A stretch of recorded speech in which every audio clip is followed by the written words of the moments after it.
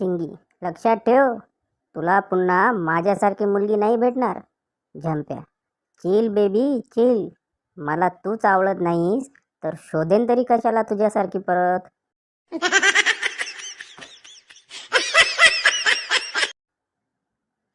म्हण्या, madam मी तुम्हाला कसा वाटतो? शिक्षिका, फारच गोड आणि निरागस आहे रे मुला तू. म्हण्या गण्याला उद्देशून, बघ साल्या, काय बोललो होतो, आपल्याला लाईन देते.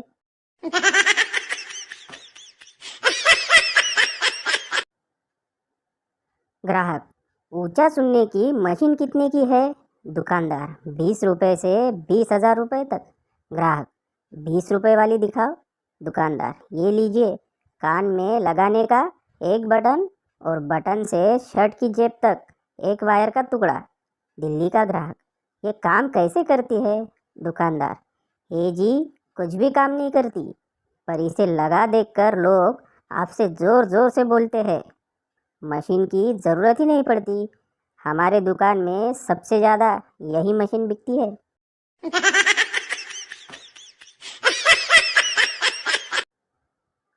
बंड्या बँकेत चेक जमा करायला गेला.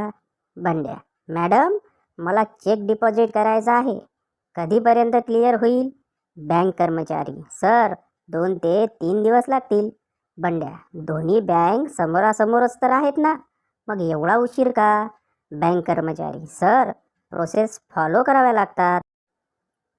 फॉर एक्झाम्पल, जर समजा तुमचा अपघात स्मशानभूमीसमोर झाला आणि तुम्ही मेलात, तर तुम्हाला घरी नेऊन पाहुणे रावळे बोलावून अंत्यसंस्काराची विधी करून आंघोळ घालून आणतील का लगेच स्मशानभूमीत नेतील जाळायला?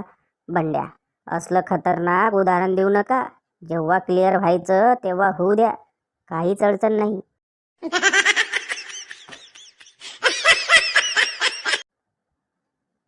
काल सहज बायकोला म्हणालो की हे सगळं बंद करून अध्यात्माकडे वळावं म्हणतो, तर म्हणते कशी, डोक्यात गोडी बिडी झाडून घ्यायचा विचार आहे की काय? मुकाट्याने ढोसा.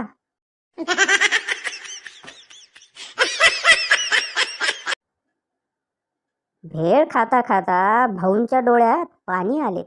भेळवाला, मिरची जास्त पडली का? भाऊ, नाही रे भाऊ नाही, सगळे मित्र भेळ खाऊन पडून गेले.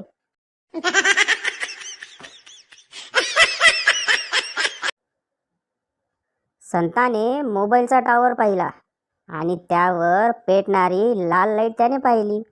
बाजूच्याला म्हणाला, खरंच इंडिया पुढे जात आहे, विमानांसाठी पण ट्रॅफिक सिग्नल लावलेत.